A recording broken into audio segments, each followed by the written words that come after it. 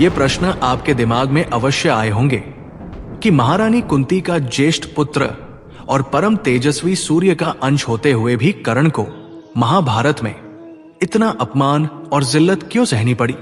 आखिर ऐसी कौन सी दुश्मनी थी अर्जुन और कर्ण में जो उसने कभी भी अपने बड़े भाई को सम्मान की दृष्टि से नहीं देखा?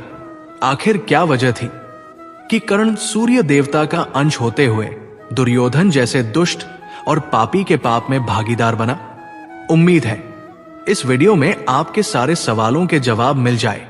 कहानी शुरू करने से पहले आपसे अनुरोध है कि चैनल को सब्सक्राइब करके बेल की घंटी को दबा दीजिए। वीडियो अच्छी लगे तो प्लीज लाइक करके दोस्तों के साथ शेयर कीजिए।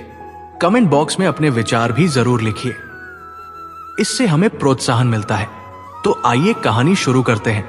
जब किसी का जन्म ही विवादास्पद हो और आपको लगता है कि प्रत्यक्ष रूप से किसी के साथ अन्याय हो रहा है, तो जान लीजिए उसके साथ कोई न कोई पूर्व जन्म का रहस्य अवश्य है। कर्ण के रहस्यमयी जन्म और मृत्यु का उत्तर भी महाभारत में कुछ ऐसे ही मिलता है। त्रेता युग में दंभोद्धाव नामक एक राक्षस हुआ करता था। उसने सूर्यदेव की कड़ी तपस्या करके उन्हें प्रसन्न कर लिया और अमरता का वरदान मांगने लगा। सूर्यदेव ने अमरता का वरदान देने से साफ मना कर दिया। तो उसने कहा, तो फिर मुझे ऐसे एक सहस्त्र दिव्य कवचों की सुरक्षा दीजिए जिनमें से किसी एक कवच को केवल वही तोड़ सके जिसने 1000 वर्ष की तपस्या की हो, और जो भी कवच को तोड़ेगा वो तुरंत मृत्यु को प्राप्त हो। सूर्य देवता जानते थे कि यह राक्षस मेरे वरदान का दुरुपयोग करने वाला है, लेकिन वो वचन देने को मजबूर थे। अतः उन्होंने उस राक्षस को वो विचित्र वरदान दे डाला। सहस्त्र कवचों से सुरक्षित होने के बाद दंभोद्धाव का नाम सहस्त्र कवच पड़ गया। अपनी शक्ति के अनुसार वरदान पाते ही उसने उत्पात मचाना शुरू कर दिया। सहस्त्र कवच के अत्याचार से तीनों लोकों में त्राही त्राही मच गई। सभी देवता मिलकर इस विचित्र राक्षस से निजात के लिए भगवान विष्णु के पास गए। भगवान विष्णु ने सभी को आश्वासन देकर विदा किया। उसी समय सती के पिता दक्ष प्रजापति ने अपनी पुत्री मूर्ति का विवाह ब्रह्मा जी के मानस पुत्र धर्म से किया। भगवान विष्णु ने मूर्ति के 2 जुड़वा बच्चों के रूप में जन्म लिया, जिन्हें नर और नारायण नाम दिया गया। 2 शरीर होते हुए भी दोनों में एक ही आत्मा निवास करती थी। कालांतर में दोनों भाई बड़े हुए। एक भाई तपस्या के लिए वन में चला गया और एक भाई ने दंभोद्धाव राक्षस को युद्ध के लिए ललकारा। अट्टहास करते हुए दंभोद्धाव बोला, तुच्छ नर, तू नहीं जानता कि मुझे मारने के लिए मेरा कवच तोड़ना जरूरी है, और मेरा कवच केवल वही तोड़ सकता है जिसने 1 सहस्त्र वर्ष तपस्या की हो। ऐसा मुझे सूर्य का वरदान है।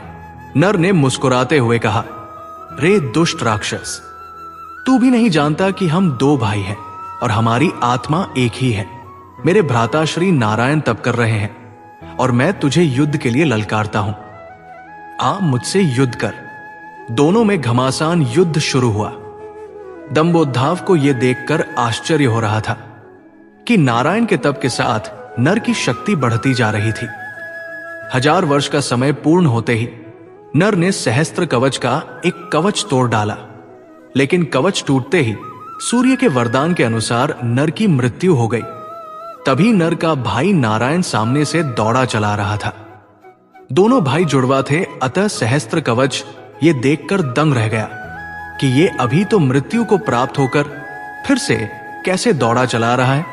तभी उसने देखा कि नर का शरीर तो उसके सामने ही पड़ा था। वो नर का भाई नारायण था, जो अपने भाई की ओर दौड़ा चला रहा था। नारायण को अपने भाई की ओर जाता देख अट्टहास करता हुआ सहस्त्र कवच बोला, तुम्हें अपने मूर्ख भाई को समझाना चाहिए था, व्यर्थ ही मारा गया। नारायण शांतिपूर्वक अपने भाई के पास बैठा और मंत्र पाठ किया। उसी क्षण नर उठ बैठा। ये देखकर सहस्त्र कवच आश्चर्य से देखने लगा। तब नारायण ने बताया कि उसने 1000 वर्ष तक शिवजी की तपस्या की है, जिससे उसे महामृत्युंजय मंत्र की सिद्धि हुई है। उसी के प्रभाव से उसने अपने भाई को जीवित किया है।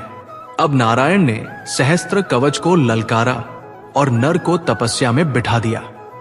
1000 वर्ष होने के बाद सहस्त्र कवच का दूसरा कवच भी टूट गया और नारायण की मृत्यु हो गई। तब नर ने आकर नारायण को पुनर्जीवित कर दिया। इस तरह यह चक्र चलता रहा और 999 बार युद्ध हुआ। एक भाई के मरते ही दूसरा उसे जीवित करके तपस्या पर बिठा देता।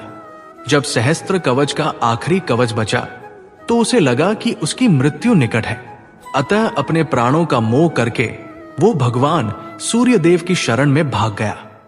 नर और नारायण दोनों उसका पीछा करते हुए सूर्यलोक पहुंचे और सहस्त्र कवच के पाप गिनाकर उसे मृत्यु दंड देने का आग्रह करने लगे। किंतु सूर्यदेव शरणागत की रक्षा करने की जिद पर अड़े रहे। अंततोगत्वा जब सूर्यदेव नहीं माने तो नारायण ने सूर्यदेव को श्राप दे दिया। हे सूर्य, जिन दुष्कर्मों के दंड से आप इस दुष्ट की रक्षा का प्रयास कर रहे हो, आपको भी उन दुष्कर्मों का भागीदार होना पड़ेगा। इन कर्मों का फल भोगने के लिए आपको भी इस दुष्ट के साथ जन्म लेना पड़ेगा। इस तरह सूर्यदेव ने त्रेतायुग में उस राक्षस को बचा लिया। त्रेतायुग समाप्त हुआ और द्वापर प्रारंभ हुआ। द्वापर युग की बात है। वरदान की परीक्षा करने के लिए कुंती ने सूर्यदेव का आवाहन किया। सूर्यदेव प्रकट हुए और कर्ण का जन्म हुआ। लेकिन रहस्य की बात यह है कि तभी नारायण का सूर्य को दिया गया वो श्राप फलीभूत हुआ और कर्ण के रूप में सूर्य और दंभोद्धाव दोनों ने जन्म लिया। सूर्य ने केवल अपना अंश भेजा था, लेकिन श्राप के प्रभाव से दंभोद्धाव का अंश भी कर्ण में विद्यमान था। ये ऐसे ही था जैसे नर और नारायण दो शरीर होते हुए भी एक आत्मा थे। उसी तरह कर्ण में सूर्य और दंभोद्धाव दोनों की आत्मा अंश रूप से विद्यमान थी। दूसरी ओर त्रेता के नर और नारायण द्वापर में अर्जुन और श्री कृष्ण बने। सूर्य के अंश के कारण ही कर्ण परम तेजस्वी और वीर था, जबकि दंभोद्धाव के अंश के कारण ही कर्मफल के रूप में उसे अन्याय और अपमान सहना पड़ा। कर्ण का कवच वही आखिरी 1000वां कवच था जो दंभोद्धाव के पास युद्ध के दौरान बचा रह गया था। यदि अर्जुन उस कवच को तोड़ता तो उसी क्षण उसकी मृत्यु तय थी। यह बात इंद्रदेव को पता थी, इसलिए उन्होंने पहले ही कर्ण से कवच और कुंडल मांग लिए थे। अब तो आपको समझ में आ ही गया होगा आखिर कर्ण को अन्याय और अपमान क्यों झेलना पड़ा। यह सब उसके पूर्व जन्म के कर्मों का फल था जो उसने त्रेता युग में किए थे। ऐसी ही जानकारियों के लिए बने रहिए हमारे चैनल पर। चैनल को सब्सक्राइब करके बेल की घंटी को दबा दीजिए, इससे हमारे वीडियो का नोटिफिकेशन आपको सबसे पहले मिलता है। वीडियो अच्छी लगे तो प्लीज लाइक करके दोस्तों के साथ शेयर कीजिए। कमेंट बॉक्स में अपने विचार भी जरूर लिखिए, इससे हमें प्रोत्साहन मिलता है। धन्यवाद।